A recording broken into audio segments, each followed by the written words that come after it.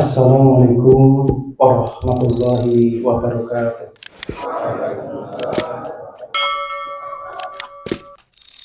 Alhamdulillahilladzi arsala rasulahu bil huda wa dinil haqq lidhirahu dini kullihi wa kafa bil syahida. Asyhadu an la ilaha illallah wahdahu la syarika lah wa asyhadu anna Muhammadan abduhu wa rasuluhu la nabiyya ba'da. Allahumma sholli wa sallim Muhammadin wa ala alihi wa sahbihi ajma'in. Jamaah Masjid Muhtadin yang dimuliakan Allah, bapak-bapak, ibu-ibu, dan para remaja dan adik-adik yang dirahmati Allah. Alhamdulillah wa syukurillah. Di malam hari ini, ba'da maghrib, kita bertemu di majelis ilmu yang mulia. Mudah-mudahan Allah meridhoi, mencatat sebagai amal soleh, dan catatan amal soleh kita ketika dari rumah diniatkan datang ke masjid untuk talabul ilmu, maka disamakan dengan ibadah haji. Amin. Jamaah Masjid Muhtadin yang dirahmati Allah, fenomena terkait dengan pendidikan anak, baik itu di rumah, di sekolah, ataupun lingkungan, termasuk di pesantren, kadang-kadang nggak sesuai harapan.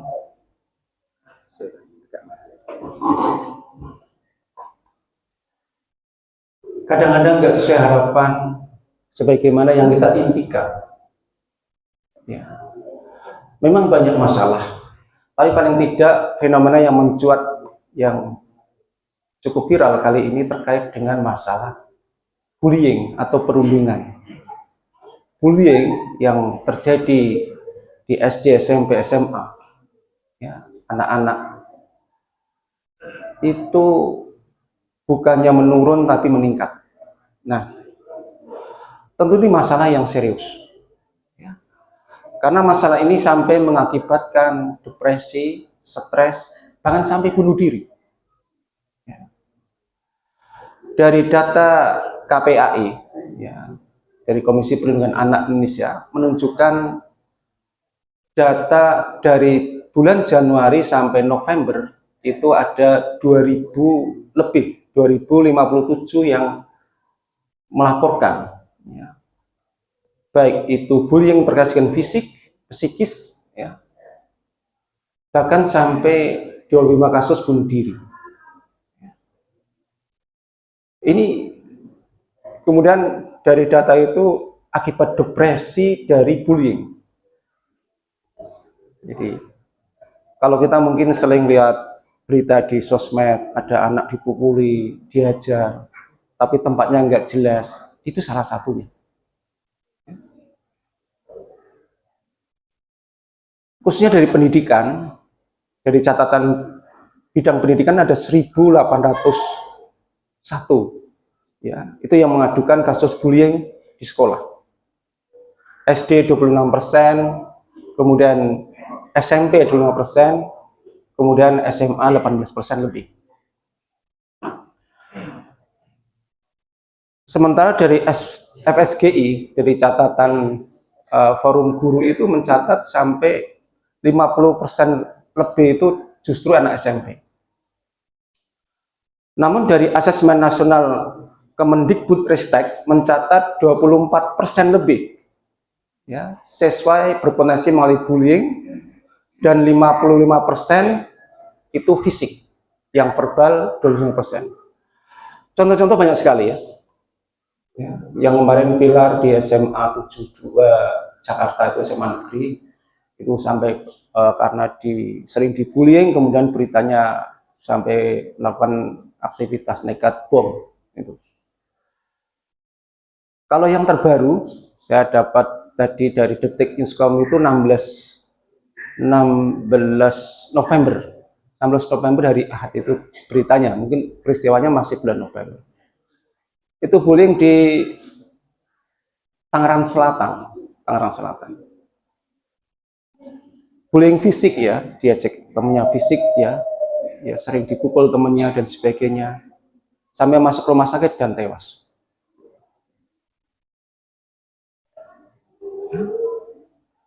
Dan di pesantren pun demikian. Saya punya tiga anak di pesantren itu, laporan bullying tetap ada dari tahun ke tahun. Ya. Dari yang sekedar lisan sampai di rumah nggak mau ke sekolah itu banyak sekali, nggak mau ke pesantren juga, sampai besi panas ditempel kayak itu yang pesantren. Bahkan saya nggak menyebut pesantrennya itu di Jogja, pesantren besar itu sampai ya diajar tewas. Karena apa? Santri-santri yang di Jogja itu dari berbagai daerah datang memiliki kesaktian, diuji coba. diuji coba kesaktiannya. Nggak mempan apa-apa, dicari kelemahannya. Begitu cari kelemahannya dapat, ajar, tewas. Nggak ada laporan, nggak apa, dikubur, biasa. Dan itu nggak nyemah sekali, biasa. Kalau ada anak sakti menjadi bahan bullying di pesantren itu. Saya tahu dari mana? Dari santrinya, alumni situ yang dulu mengalami yang sama. Bukan mengalami dibullying, tapi barangkali melihat atau ikut mengajarnya. Ini tentu Islam sebagai agama yang mengatur masalah kehidupan dalam segala aspek, termasuk masalah bullying, kita harus memberikan sebuah solusi. Namun paling tidak, akarnya itu apa? Masalahnya apa, Bu? Sampai anak sesadis itu. Ya. Akar masalahnya adalah lingkungan sosial yang buruk. Pertama dari mana? Dari rumah. Keluarga yang tidak sehat, keluarga yang disharmoni, broken home, ataupun orang tua yang utuh, mungkin orang terhormat, bahkan saking terhormatnya karena sibuknya dengan kehormatannya dan jabatannya, dengan pentingnya sosok orang tua, diperlukan masyarakat sibuk di luar. Karena sibuk di luar, jarang di rumah. Yang terjadi turunnya komunikasi. Membuat anak kehilangan figur pengasuh. Ibu kerja, bapak kerja. Di rumah sama siapa? HP. Atau kadang punya pembantu yang tidak dihargai juga. Kehilangan kasih sayang. Ya, di rumah sudah begitu. Itu yang punya orang tua, apalagi yang nggak punya orang tua. Saya punya murid, kebetulan saya pernah ngajar di SMK, dulu namanya STM. Di SMK itu ada siswa bullyingnya luar biasa.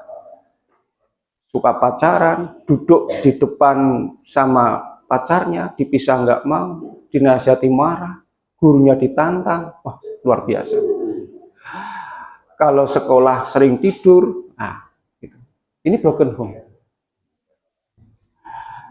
Dia bukan dibullying, tapi dia suka membullying orang lain. Gitu. Bahkan gurunya dibullying, gurunya bukan siswanya. Gurunya ditantang. Ini di Duan Jogja, daerah Muntilan sana. Ada juga, saya pernah juga di daerah SMK juga, di daerah Tempel. Itu gurunya kalau perempuan diledek, nama anak STM, laki semua itu ada juga.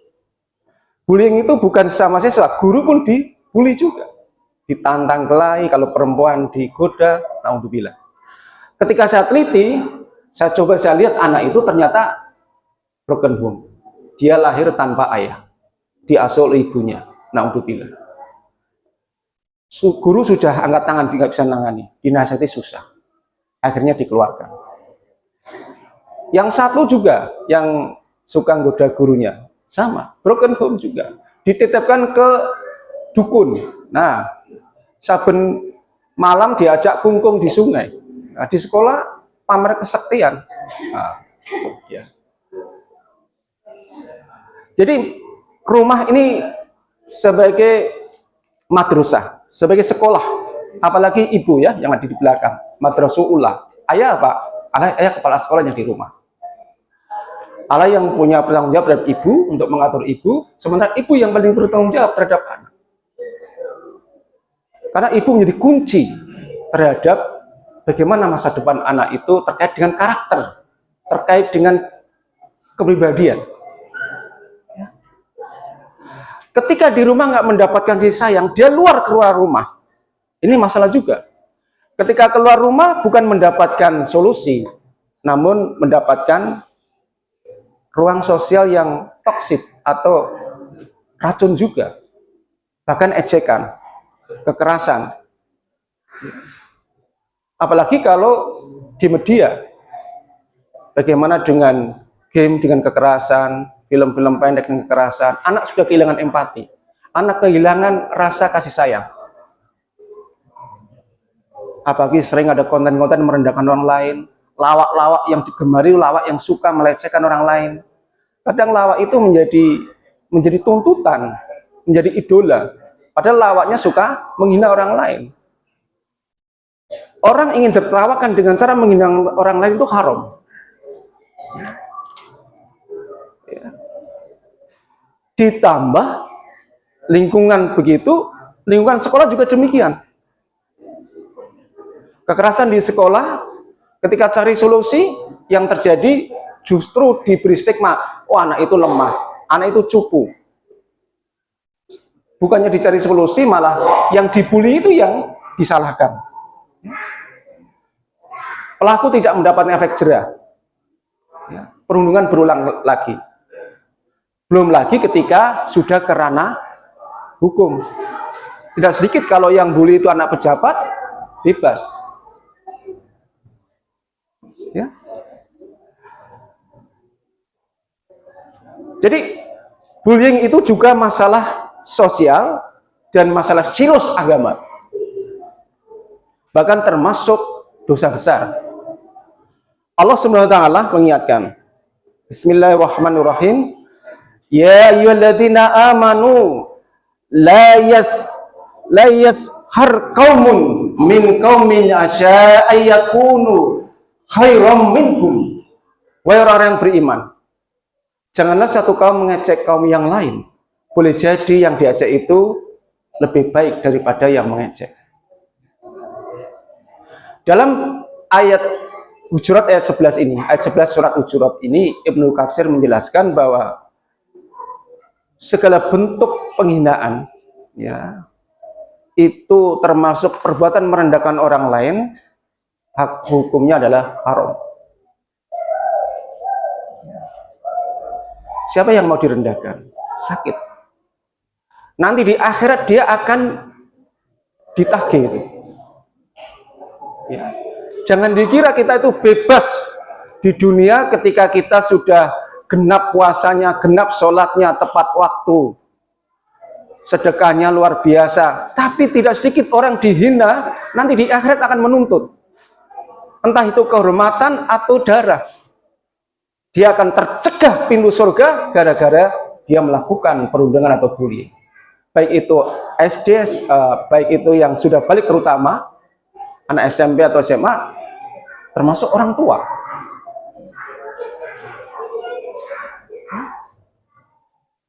Jadi jelas bullying itu bukan ajaran Islam, bullying itu haram.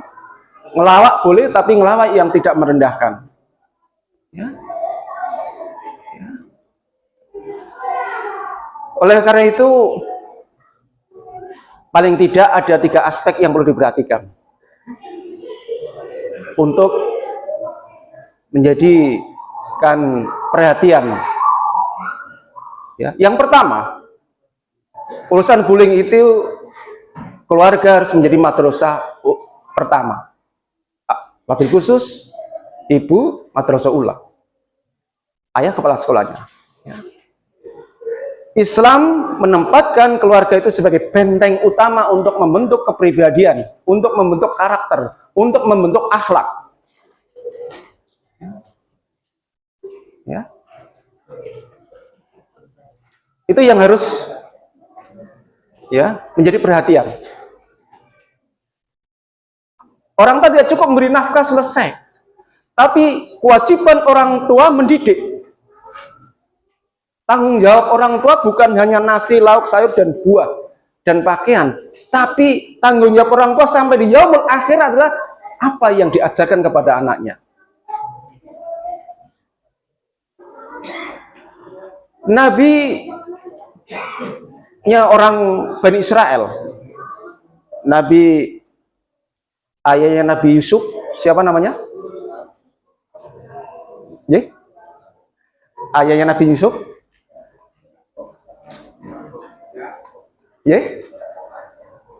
Nabi Yakub. Nabi Yakub punya anak 12. Anaknya juga nabi, ya.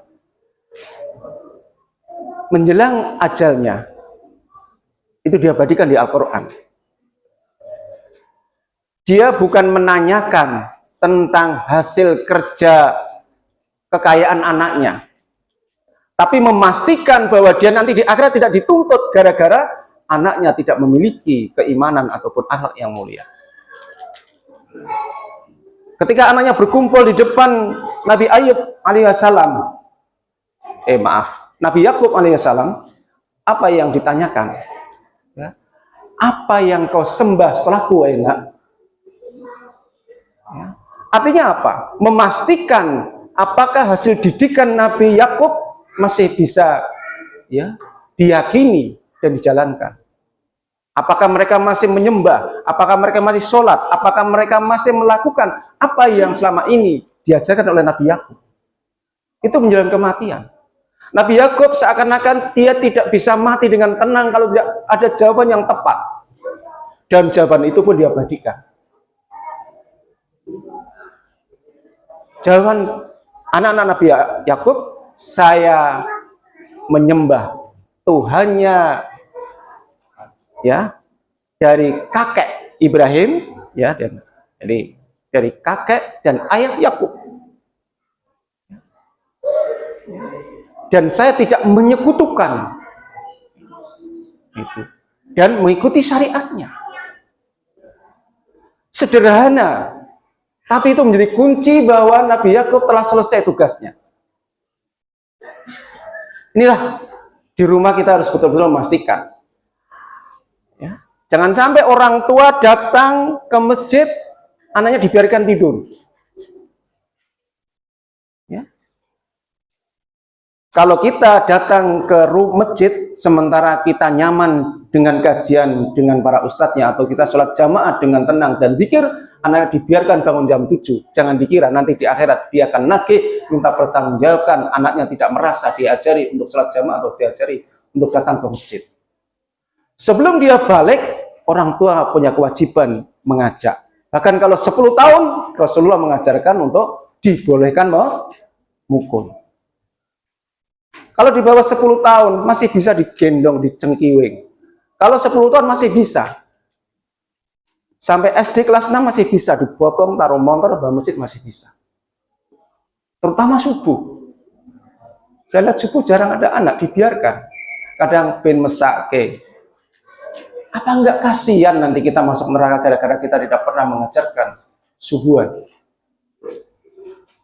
Ingat di surat Tahrim Allah yang mengingatkan ayat 6. Ya ayyuhalladzina amanu qu anfusakum wa ahlikum nar. Orang beriman, pelihara dari kalian dan keluarga kalian dari api neraka.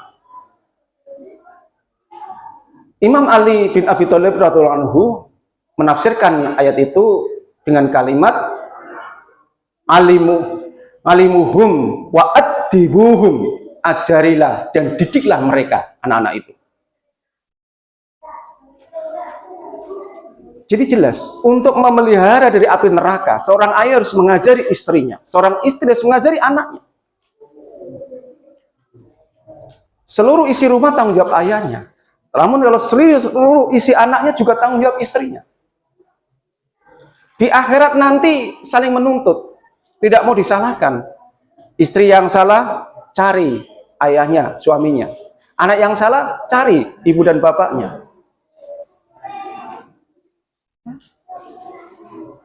Ya, maka bagaimana kita bisa memelihara api neraka kalau anaknya dibiarkan tidak sholat berjamaah, dibiarkan tidak puasa, dibiarkan tidak memakai jilbab atau kerudung. Ya. Kalau sudah dewasa, kita cukup mengingatkan. Tapi kalau masih anak-anak, tugas kita. Ya. Memang berat. Saya sendiri tidak mudah punya anak 6. Yang masih tidak mana 4 dan cucu 2. Susah. Tapi kuncinya pada kemauan dan kesungguhan. Ya. Apalagi sekarang AP, lebih susah lagi. Ya. Disinilah pentingnya pendidikan anak. Karena ketika sukses dalam mendidik di rumah, follow up-nya, kelanjutannya bukan hanya dia tidak dibullying atau tidak membullying, tapi follow up-nya dia akan menjadi anak yang bisa memperbaiki lingkungan, anak yang bisa mengingatkan orang lain. Bahkan anak kelak yang bisa menjadi pemimpin, menjadi contoh. Saat ini semua orang tua harus punya visi. Visinya sebagaimana doa yang diajarkan di Al-Quran. Rabbana hablana min azwajina wa dzurriyyatina qurrata ayun waj'alna lil muttaqina imama. Doa itu sebagai visi. Rabbana hablana, ya, minta kepada Rob kami, Tuhan kami. Ya. Apa yang diminta? Hablana min azwajina wa dzurriyyatina. Ya. Agar diberikan kepada istri dan anak, ya, qurrata ayun, yang sedap dipandang mata, yang membuat tidur nyenyak. Qurra itu dari kata yang bisa diartikan istirahat nyenyak. Jadi qurrata ayun itu selain fisiknya, yaitu dipandang enak, juga di hati juga sejuk. Gimana kita akan tidur nyenyak kalau anaknya dikabarkan kena narkoba? Susah. Ditelepon anaknya ternyata digeroyok, wah, nggak bisa tidur nyenyak. Bahkan keluar rumah aja nggak nyenyak, malu. Maka doa ini dipanjatkan. Ketika itu sudah baik, tidak cukup. Ada visi yang harus dilakukan. Waj'alna lil muttaqina imama. Apa itu? Agar menjadi pemimpin dari orang-orang yang soleh.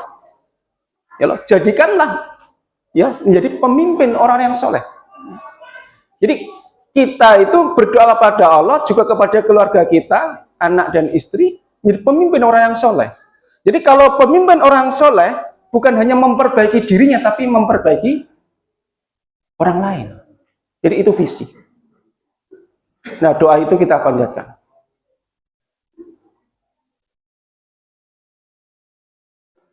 Jamaah sholat maghrib Masjid Muhtadin yang dirahmati Allah. Adzan isya ini jam berapa nih? Iya, masih ada waktu ya. Kemudian Imam Abu Daud, ini dengan tegas sebagaimana tadi saya utarakan, muru auladakum bisolati wahum aina, ya, maaf, abna'u syai'i sinina. Ya. Di sini Rasulullah memerintahkan, ya, muru aulakum, ya, muru auladakum, perintahkan kepada anak-anak kalian bisolati, dengan menunaikan sholat. Ya, sejak kapan kita harus memerintahkan dengan sungguh-sungguh? Ya, wahum abna'u sab'i sinina, sejak berumur 7 tahun.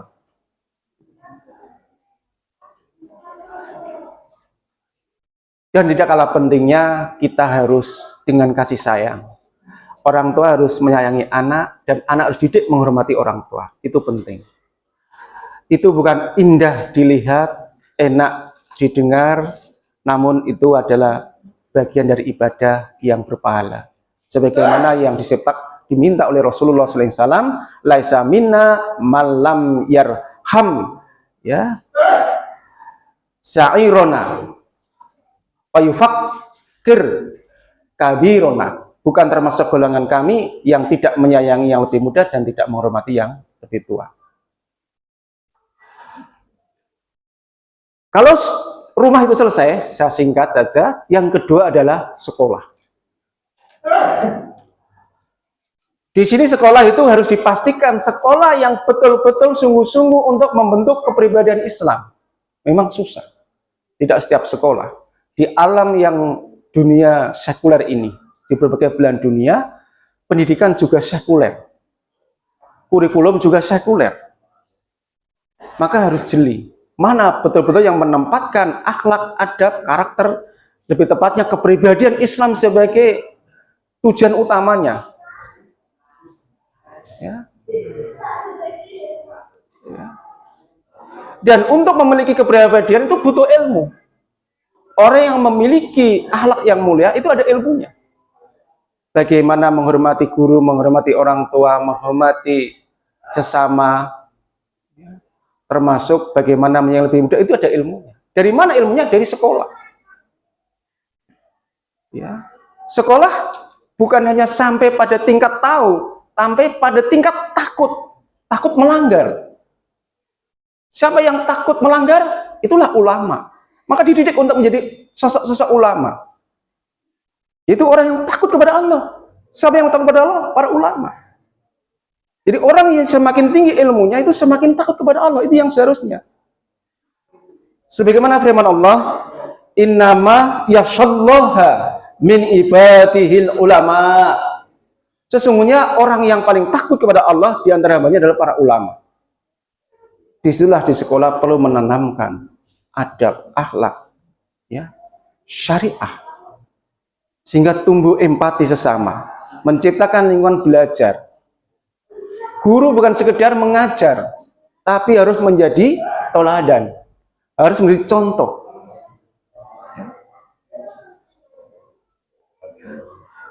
Singkat cerita yang ketiga, saya langsung yang ketiga, yaitu terkait dengan negara. Ya. Apakah negara sudah betul-betul menempatkan masalah pendidikan anak terkait dengan kepribadian, akhlak, atau kepribadian Islam sebagai tujuan utamanya? Jawabannya, negara ini negara sekuler. Tidak. Asasnya maslahat, bukan halal haram. Asasnya manfaat. Ya. Jangankan memberikan sebuah kebijakan yang tepat, memberi contoh aja tidak negara ini. Presidennya, wakil presidennya, DPR-nya, menterinya. Contohnya contoh yang buruk. Dari yang moralnya bejat terkait dengan pergaulan sampai dengan masalah korupsi dan sebagainya. Tentu kita butuh sebuah kebijakan yang tepat. Ya. Dari sinilah akan menjadi penentu. Bahkan kalau perundungan bullying itu sampai tewas, apa hukumannya dalam Islam? Tegas, dibunuh. Sehingga tidak mudah orang mengajar orang sampai tewas.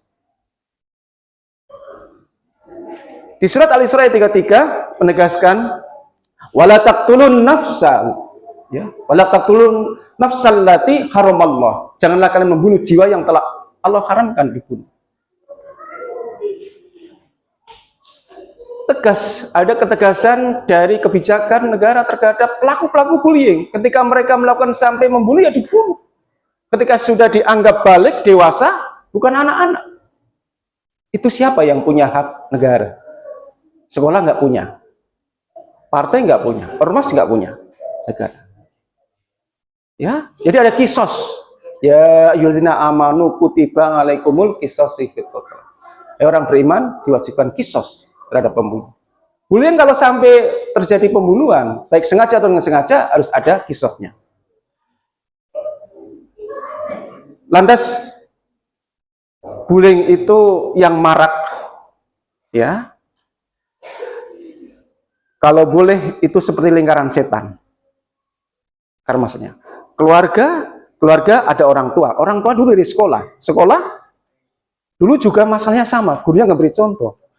Sekolah kadang menjalankan kebijakan juga nggak memberikan kurikulum atau mungkin memberikan sebuah ya regulasi undang-undang yang tegas atau produk hukum yang jelas. Disinilah pentingnya perubahan masyarakat. Dari kita di dalam rumah mulai merubah diri kita. Kemudian di sekolah cari sekolah yang tepat. Kemudian kalau sudah bicara negara, kita tidak perlu memberikan sebuah perubahan secara fisik, namun cukup dengan lisan dan berdoa.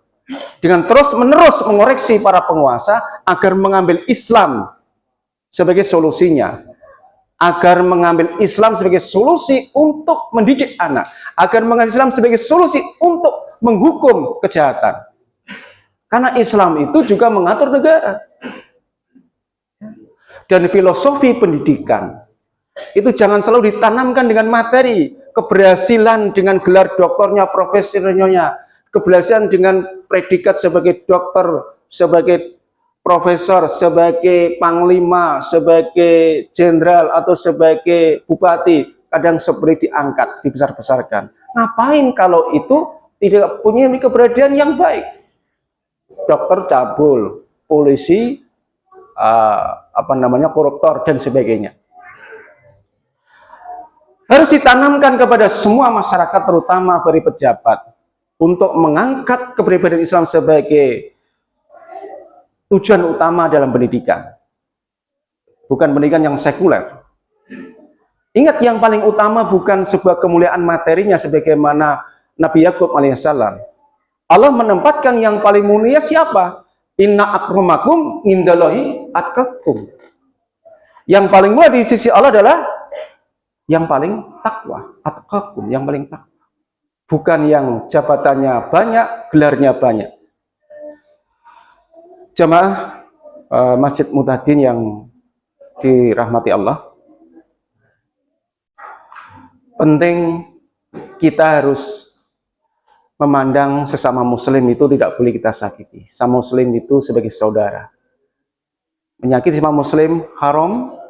Lebih-lebih kita juga tidak boleh menempatkan kehormatan orang dari sisi hartanya, fisiknya, sehingga kita ketika lihat orang yang giginya merongos dihina, atau orang yang kulitnya hitam kelam disebut si hitam, nggak boleh. Atau dia dari keturunan mungkin pelacur atau pencuri kemudian disebut-sebut orang tuanya, haram itu. Ya. Rasulullah mengingatkan, innallaha azza wa jalla la yanduru illa ajsamikum wala illa ahsabikum wala illa ambalikum walakin yanduru illa qulubikum. Sesungguhnya Allah wa jalla tidak memandang fisik, cantiknya, gantengnya, tampangnya, tidak memandang keturunan, tidak memandang harta kalian atau kekayaan. Ya, walakin yanduru ila qulubikum, namun Allah memandang adalah ketakwaan kalian, qulubikum, hati kalian. Jadi barangkali kalau sudah waktunya untuk dialog, mana ada waktu, monggo kalau mungkin ada yang perlu dikoreksi atau ditambah. Di sini ada bapak-bapak yang lebih sepuh, yang lebih senior ya. Tadi saya diberitahu ada yang 84 tahun, tentu lebih paham masalah ini. Ada yang 75 atau 9. Monggo Bapak Ibu ada tambahan atau pertanyaan atau kata-kata saya yang kurang baik, semoga kami aturkan kepada moderator atau audien. Monggo.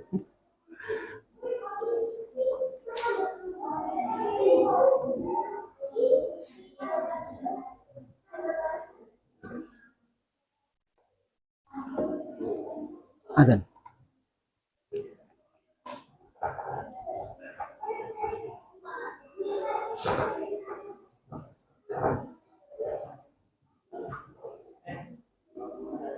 Waalaikumsalam warahmatullahi wabarakatuh.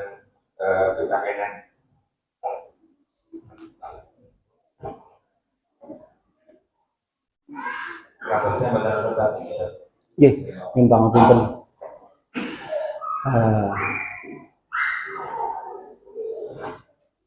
Kita yang dinilai bukan hasil.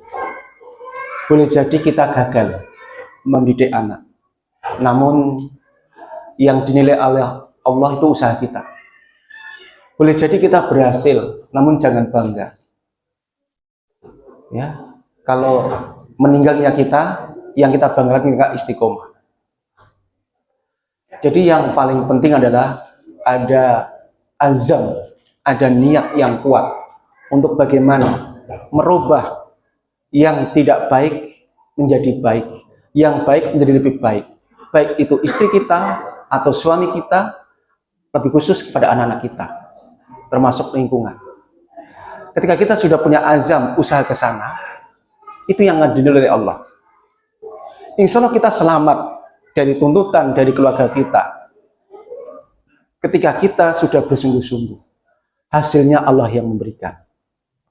Karena kesungguhan orang tua, insya Allah berbanding lurus dengan hasil. Walaupun tidak menjamin, sebagaimana Nabi Muhammad SAW itu juga tidak bisa merubah yang satu rumah, yaitu pamannya, Abu Thalib. Artinya apa? Yang berhak memberi hidayah, yang berhak menuntun, yang berhak punya kewajiban memastikan arah kepada tuntunan Allah, itu adalah Sang Pencipta yang menguasai hamba-hambanya. Kita kewajibannya adalah memperbaiki, termasuk kepada kepala negara, termasuk kepada para pejabat. Kita punya kewajiban mengkoreksi, muhasabah, mengevaluasi masalah diambil atau tidak, hidayah Allah yang punya hak memberikan.